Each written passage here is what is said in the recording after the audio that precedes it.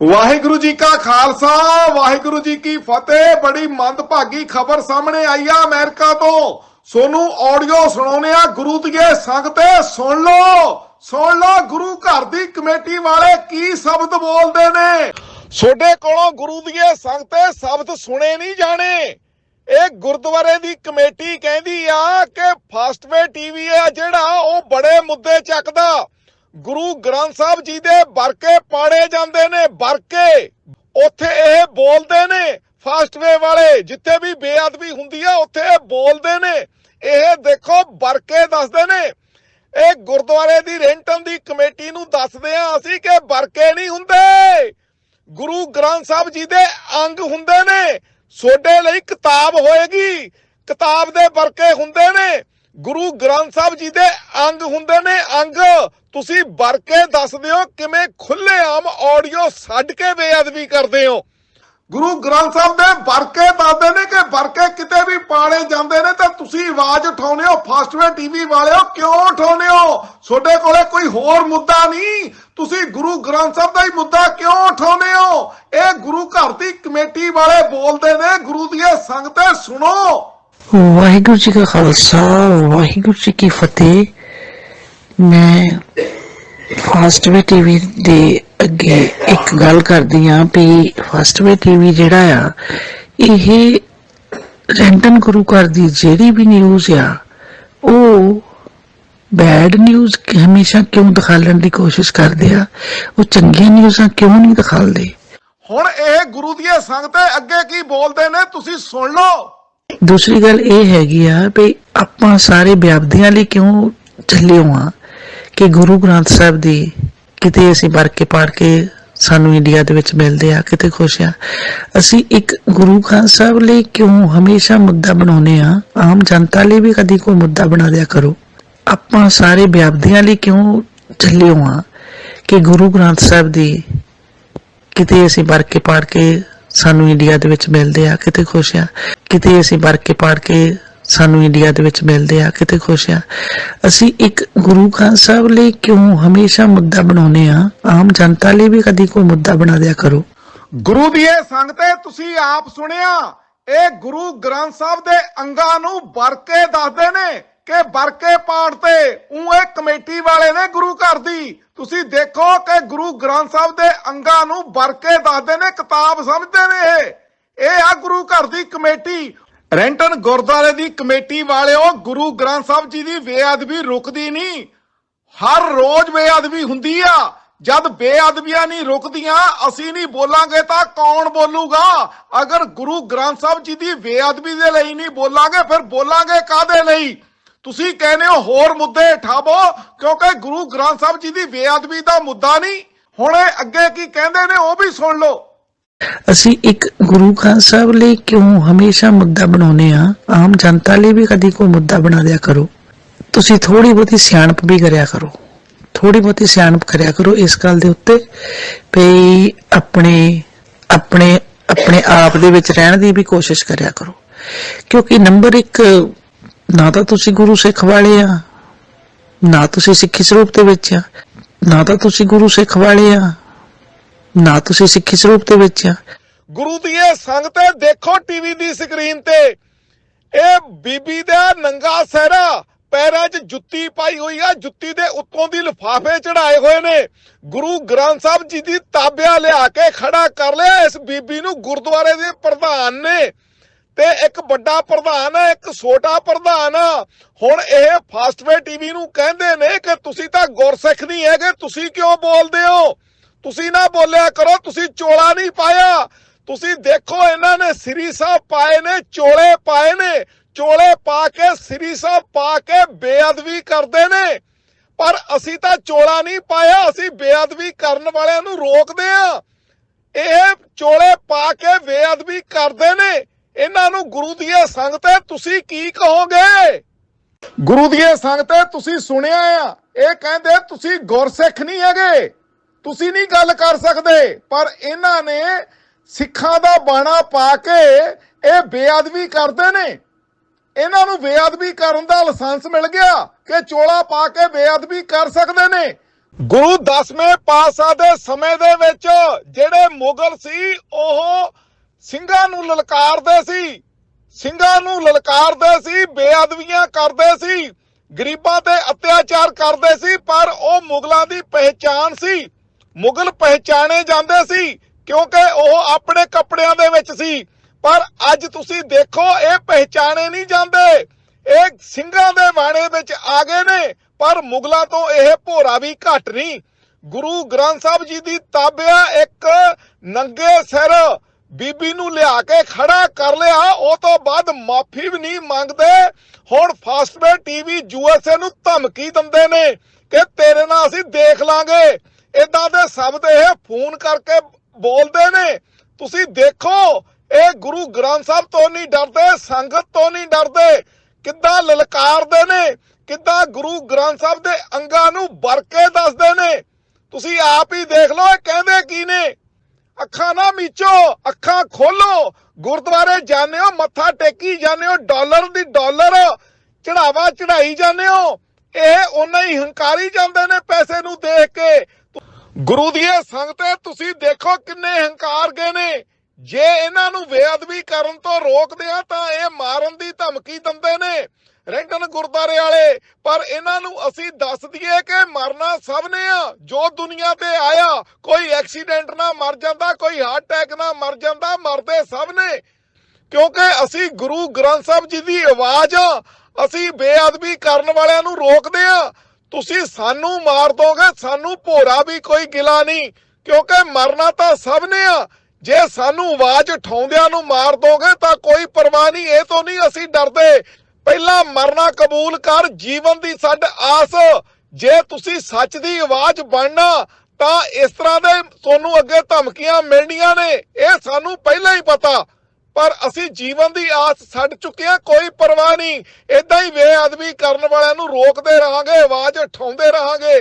ਤੁਸੀਂ ਜੋ ਕਰਨਾ ਕਰ ਲਓ। ਤੁਸੀਂ ਦੇਖੋ ਕਿਵੇਂ ਖੁੱਲ੍ਹੇਆਮ ਬੇਅਦਬੀ ਕਰਦੇ ਨੇ। ਗੁਰੂ ਦੀ ਸੰਗਤੇ ਰੋਕੋ ਇਹ ਬੇਅਦਬੀ ਨੂੰ। ਤੁਹਾਨੂੰ ਬੋਲਣਾ ਪਊਗਾ, ਆਵਾਜ਼ ਕੱਢਣੀ ਪਊਗੀ, ਇਹ ਤਾਦੀ ਬੇਅਦਬੀ ਰੁਕੂਗੀ। ਇਹ ਨਾ ਕਰਿਆ ਕਰੋ ਗੁਰਦੁਆਰਿਆਂ 'ਚ ਜਾਂਦੇ ਹੋ, ਚੜਾਵਾ ਮੱਥਾ ਟੇਕੀ ਜਾਂਦੇ ਹੋ, ਡਾਲਰ ਮੱਥਾ ਟੇਕੀ ਜਾਂਦੇ ਹੋ ਤੇ ਇਹ ਬੇਅਦਬੀਆਂ ਫਿਰ ਵਧਾਈ ਜਾਂਦੇ ਨੇ। ਇਹ ਫਿਰ ਬੇਅਦਬੀਆਂ ਵਧਾਈ ਜਾਂਦੇ ਨੇ। ਗੁਰੂ ਦੀ ਸੰਗਤੇ ਤੁਹਾਨੂੰ ਰੋਕਣਾ ਹੋਊਗਾ ਇਹ ਬੇਅਦਬੀਆਂ ਨੂੰ। ਇਹ ਬੇਅਦਬੀਆਂ ਤਾਂ ਰੁਕਣਗੀਆਂ ਜੇ ਗੁਰੂ ਦੀ ਸੰਗਤ ਰੋਕੇਗੀ, ਨਹੀਂ ਤਾਂ ਬੇਅਦਬੀਆਂ ਐਵੇਂ ਹੀ ਕਰਨਗੇ ਗੁਰੂ ਘਰ ਦੀਆਂ ਕਮੇਟੀਆਂ ਵਾਲੇ। ਇਹ ਨਿਊਜ਼ ਤੁਹਾਡੇ ਸਾਹਮਣੇ ਆ। ਹੁਣ ਜਿਹੜਾ ਕਲਗੀਧਰ ਪਿਤਾ ਮਹਾਰਾਜ ਜੀ ਨੇ ਖੰਡੇ ਦੀ ਵਰਤੋਂ ਕੀਤੀ ਉਹਦੀ ਬਣਤਰ ਹੋਰ ਹੈ, ਜਿਹੜਾ ਹੁਣ ਲੱਗਿਆ ਉਹਦੀ ਹੋਰ ਹੈ। ਇਹ ਗੋਰਿਆਂ ਨੇ ਬਣਾਇਆ ਕਿ ਗੋਰਿਆਂ ਦੇ ਗੁਲਾਮਾਂ ਨੇ ਬਣਾਇਆ, ਕਿ ਨਰੈਣੂ ਮਹੰਤਾਂ ਨੇ ਬਣਾਇਆ ਕਿ ਨਰੈਣੂ ਮਹੰਤਾਂ ਦੇ ਗੁਲਾਮਾਂ ਨੇ ਬਣਾਇਆ, ਡੋਗਰਿਆਂ ਨੇ ਬਣਾਇਆ, ਕਿੰਨੇ ਕੀ ਕੀਤਾ। ਇਸ ਸਭ ਕਾਹੇ ਦਾ ਹੱਲ ਸ੍ਰੀ ਅਕਾਲ ਤਖਤ ਸਾਹਿਬ ਹੈ ਕਿ ਨਿਸ਼ਾਨ ਸਭ ਵਿੱਚ ਵੀ ਫਰਕ ਪਾਇਆ ਗਿਆ, ਖੰਡੇ ਵਿੱਚ ਵੀ ਫਰਕ ਪਾਇਆ ਗਿਆ। ਇਹ ਤੇ ਕਹਿ ਸਕਦੇ ਹਾਂ ਕਿ ਫਰਕ ਪਿਆ, ਪਰ ਇਹ ਫਰਕ ਕੱਢੂ ਕੌਣ, ਨਿਕਲੂ ਕਦੋਂ? ਜਦੋਂ ਸੰਗਤ ਸੁਚੇਤ ਹੋ ਕੇ ਆਪ ਅੱਗੇ ਹੋ ਕੇ ਗੱਲ ਕਰੂਗੀ ਕਿ ਅਕਾਲ ਤਖਤ ਸਾਹਿਬ ਨੂੰ ਸਿਆਸੀ ਲੋਕਾਂ ਤੋਂ ਆਜ਼ਾਦ ਕਰਾਓ ਤਾਂ ਕਿ ਆ ਜਿਹੜੇ ਸਾਡੇ ਮਸਲੇ ਨੇ ਇਹ ਹੱਲ ਹੋਣ ਔਰ ਸਾਡੀ ਪੁਰਾਤਨਤਾ ਜਿਹੜੀ ਹੈ ਉਹ ਜਿਉਂ ਦੀ ਤਿਉਂ ਰਹਿ ਸਕੇ। ਵਾਹਿਗੁਰੂ ਜੀ ਕਾ ਖਾਲਸਾ, ਵਾਹਿਗੁਰੂ ਜੀ ਕੀ ਫਤਿਹ। ਵੀਰ ਮੈਂ ਪ੍ਰੀਤ ਸਿੰਘ ਸੈਣੀ, ਗੁਰਬਾਣੀ ਅਖੰਡ ਬਾਣੀ ਤੋਂ। ਮੈਂ ਇੱਕ ਟੌਪਿਕ ਦੇਖ ਰਿਹਾ, ਤੁਸੀਂ ਖੰਡੇ ਦੀ ਸ਼ੇਪ ਦੇ ਉੱਤੇ ਇਸ਼ੂ ਚੱਕਿਆ, ਕਿਉਂਕਿ ਪਹਿਲਾਂ ਵੀ ਤੁਸੀਂ ਇੱਕ ਇਸ਼ੂ ਚੱਕਿਆ ਸੀ, ਉਸ ਦੇ ਉੱਤੇ ਮੈਂ ਸੰਗਤ ਨਾਲ ਪਹਿਲਾਂ ਵੀ ਵਿਚਾਰ ਆਪਣੇ ਸਾਂਝੇ ਕੀਤੇ ਸੀ ਕਿ ਜੋ ਤਾਂ ਖੰਡੇ ਦੀ ਜਿਹੜੀ ਸ਼ੇਪ ਹੈ ਉਹ ਉੱਤੋਂ ਚੌੜੀ ਹੈ ਤੇ ਥੱਲਿਓਂ ਪਤਲੀ ਹੈ।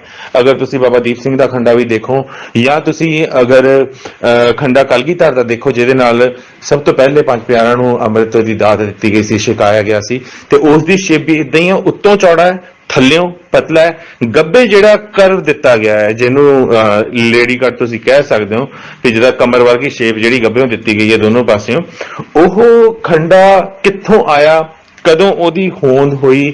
ਮੈਂ ਬਹੁਤ ਦਿਨਾਂ ਤੋਂ ਇਹ ਤੁਹਾਨੂੰ ਦੇਖ ਰਿਹਾ ਸੀ, ਫੋਲੋ ਕਰ ਰਿਹਾ ਸੀ, ਰਿਸਰਚ ਵੀ ਕਰ ਰਿਹਾ ਸੀ। ਉਸ ਦਾ ਕਿਤੇ ਵੀ ਕੋਈ ਮੈਨੂੰ ਅਜੇ ਤੱਕ ਸੋਲਿਡ ਪ੍ਰੂਫ ਨਹੀਂ ਮਿਲਿਆ ਕਿ ਇਹ ਖੰਡਾ ਕਿੱਥੋਂ ਹੋਂਦ 'ਚ ਆਇਆ। ਪਰ ਹਾਂ, ਇੰਨਾ ਕੀ ਜ਼ਰੂਰ ਹੈ ਕਿ 18ਵੀਂ ਸਦੀ ਦੇ ਵਿੱਚ ਜਦੋਂ ਅੰਗਰੇਜ਼ਾਂ ਨੇ ਨਿਸ਼ਾਨ ਸਾਹਿਬ ਬਦਲਿਆ ਹੈ, ਉਦੋਂ ਹੀ ਇਹ ਖੰਡਾ ਵੀ ਬਦਲਿਆ ਗਿਆ। ਤੇ ਅੱਜ ਦੀ ਤਰੀਕ ਦੇ ਵਿੱਚ ਹਰ ਕਿਸੇ ਵਾਸਤੇ ਖੰਡਾ ਉਹੀ ਹੈ, ਉੱਤੋਂ ਚੌੜਾ ਥੱਲਿਓਂ ਚੌੜਾ ਗੱਭਿਓਂ ਕਰਵ, ਪਰ ਅਸਲ ਖੰਡਾ ਸਾਡਾ ਉਹ ਹੈ ਜਿਹੜਾ ਅੱਜ ਵੀ ਸ਼੍ਰੀ ਫਤਿਹਗੜ੍ਹ ਸਾਹਿਬ ਦੇ ਵਿੱਚ ਦਿਖਾਇਆ ਜਾਂਦਾ, ਦਰਸ਼ਨ ਕਰਵਾਏ ਜਾਂਦੇ ਨੇ, ਜਿਸ ਦੇ ਨਾਲ ਗੁਰੂ ਕਲਗੀਧਰ ਨੇ ਖੰਡੇ ਬਾਟੇ ਦੀ ਪਹੁਲ ਤਿਆਰ ਕੀਤੀ ਸੀ।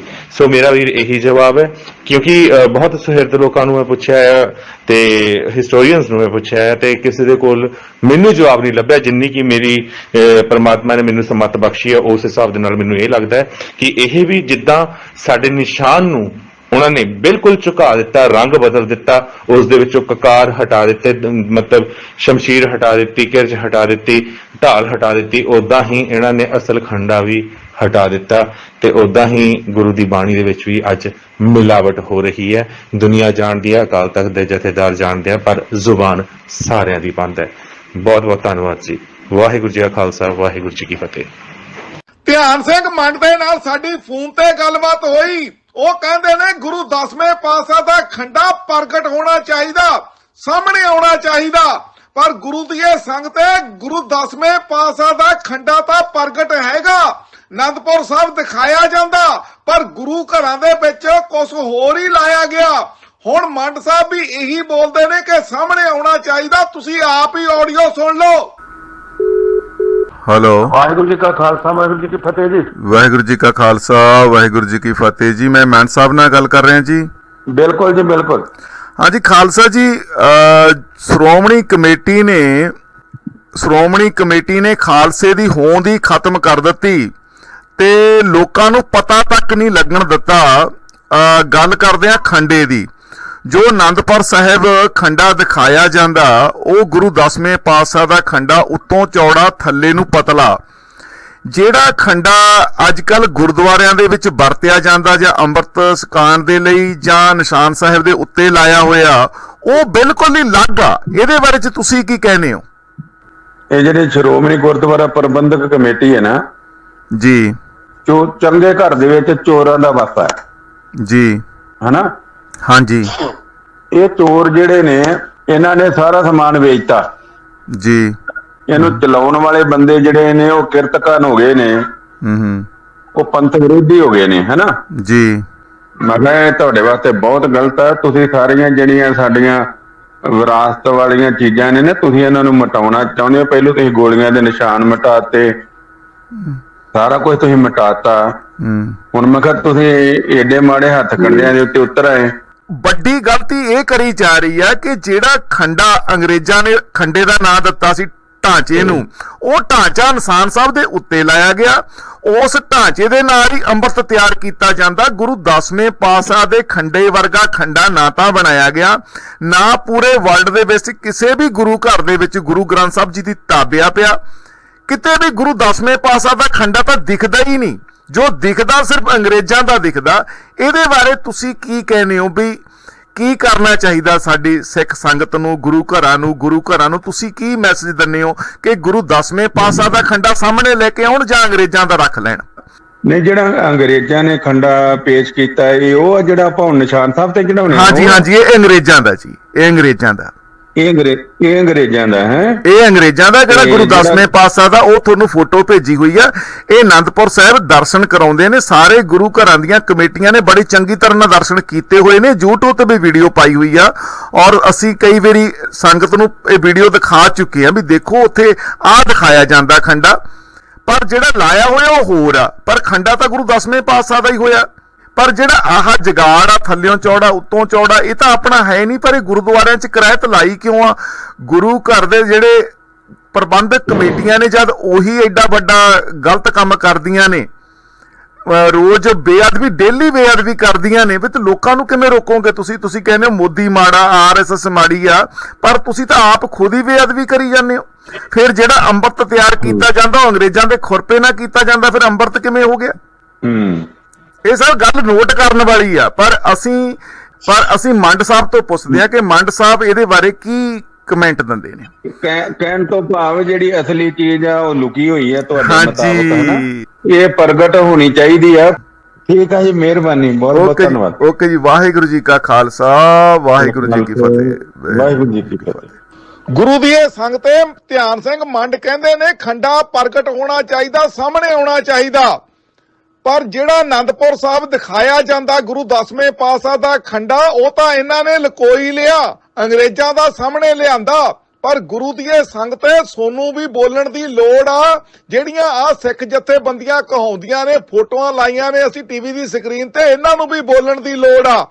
ਹੁਣ ਇਹ ਸਾਰੇ ਹੀ ਦੇਖ ਲੈਣ ਜੋ ਆਨੰਦਪੁਰ ਸਾਹਿਬ ਉੱਥੇ ਸੇਵਾਦਾਰ ਦਿਖਾਉਂਦੇ ਨੇ ਗੁਰੂ 10ਵੇਂ ਪਾਤਸ਼ਾਹ ਦਾ ਖੰਡਾ, ਤੁਸੀਂ ਵੀ ਦੇਖ ਲਓ, ਤੁਸੀਂ ਵੀ ਸੁਣ ਲਓ। ਸਭ ਤੋਂ ਪਹਿਲੀ ਵਾਰੀ ਇਸ ਸਥਾਨ ਤੇ ਅੰਮ੍ਰਿਤ ਸੰਚਾਰ ਕੀਤਾ ਸੀ।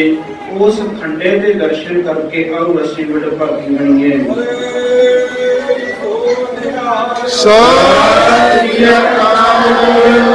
ਇਹ ਜੋ ਭਾਈ ਸਾਹਿਬ ਜੀ ਦੇ ਸੱਜੇ ਹੱਥ ਦੇ ਵਿੱਚ ਫੜਿਆ ਹੋਇਆ ਸ਼ਸਤਰ ਹੈ, ਇਹ ਹੈ ਉਹ ਦੋ ਧਾਰਾ ਇਤਿਹਾਸਕ ਫੌਲਾਦੀ ਖੰਡਾ ਜਿਸ ਦੇ ਨਾਲ ਸਤਿਗੁਰੂ ਜੀ ਨੇ ਸਭ ਤੋਂ ਪਹਿਲੀ ਵਾਰੀ ਇਸ ਸਥਾਨ ਤੇ ਅੰਮ੍ਰਿਤ ਸੰਚਾਰ ਕਰਕੇ ਪੰਜਾਂ ਪਿਆਰਿਆਂ ਨੂੰ ਛਕਾਇਆ ਸੀ। ਸਭ ਤੋਂ ਪਹਿਲੀ ਵਾਰੀ ਇਸ ਸਥਾਨ ਤੇ ਅੰਮ੍ਰਿਤ ਸੰਚਾਰ ਕੀਤਾ ਸੀ। ਉਸ ਖੰਡੇ ਦੇ ਦਰਸ਼ਨ ਕਰਕੇ ਆਓ ਅਸੀਂ ਵਡਭਾਗੀ ਬਣੀਏ।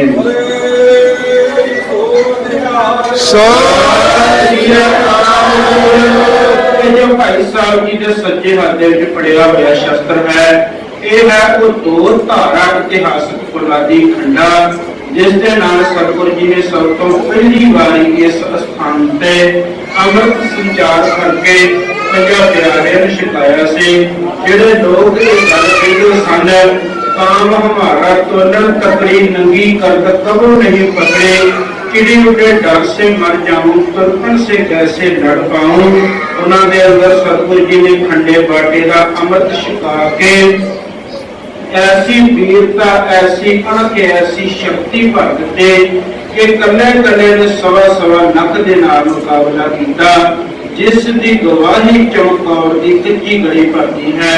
सो ये है वो दो धारा इतिहासक फौलादी खंडा जिस दे नाल सतगुरु जी ने सब तो पहली वारी इस स्थान ते पहला पंजां प्यारिਆਂ ਨੂੰ ਅੰਮ੍ਰਿਤ ਤਿਆਰ ਕਰਕੇ ਛਕਾਇਆ ਤੇ ਬਾਅਦ ਵਿੱਚ ਸਤਗੁਰੂ ਜੀ ਨੇ ਇਸੇ ਖੰਡੇ ਦਾ ਆਪ ਅੰਮ੍ਰਿਤ ਪਾਨ ਕੀਤਾ। 33 ਸਾਲ ਦੀ ਉਮਰ ਤੱਕ ਸਤਗੁਰੂ ਜੀ ਗੁਰੂ ਗੋਬਿੰਦ ਰਾਏ ਦੇ ਨਾਮ ਦੇ ਨਾਲ ਪ੍ਰਸਿੱਧ ਰਹੇ ਔਰ ਪੰਜਾਂ ਪਿਆਰਿਆਂ ਦੇ ਕੋਲੋਂ ਅੰਮ੍ਰਿਤ ਛਕਣ ਤੋਂ ਬਾਅਦ ਇਸ ਨਾਮ ਦੇ ਨਾਲ ਪ੍ਰਸਿੱਧ ਹੋਏ। ਵਹ ਪ੍ਰਗਟਿਆ ਮਰਦ ਅਕਮੜਾ ਵਰਿਆਮ ਅਕੀਲਾ, वाहो वाहो गोविंद सिंह आपे गुर केला। दूसरे शस्त्र का नाम है कटार। ये सतगुरु जी के कमर कसे का शस्त्र है, इसका भार 2.5 सेर के लगभग है। ये दोनों शस्त्र अक्सा विखे शोभा पाने हैं। सत श्री अकाल।